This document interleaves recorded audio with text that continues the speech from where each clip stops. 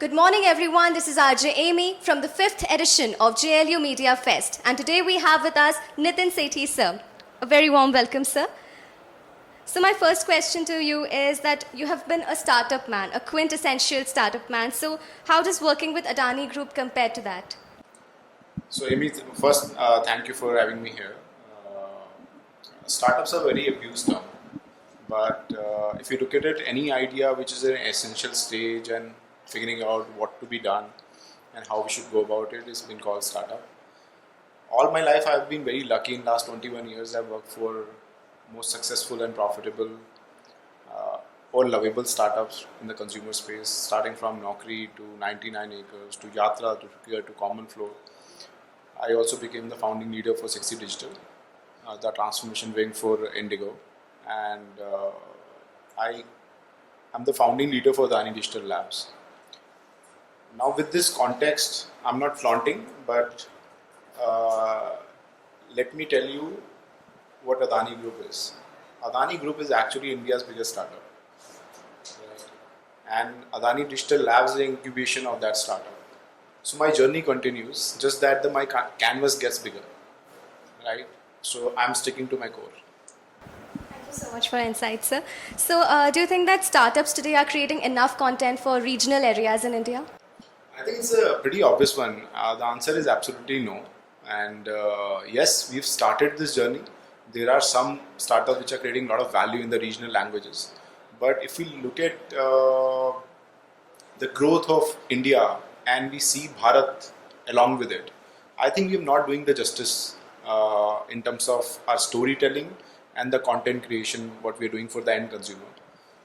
So the 3 V's which are very important: video, voice and vernacular.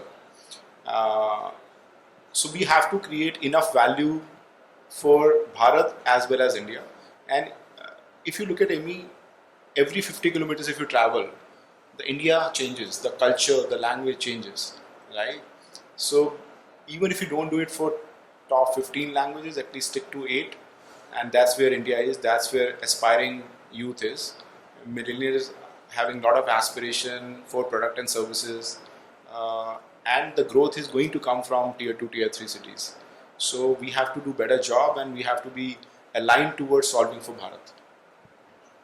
So a very interesting thing I got to know about you, sir, is that you actually invest 10% of your earnings in some form of learning. So can you share something about that? Yeah, so I've seen your setup. You guys are very, very fortunate.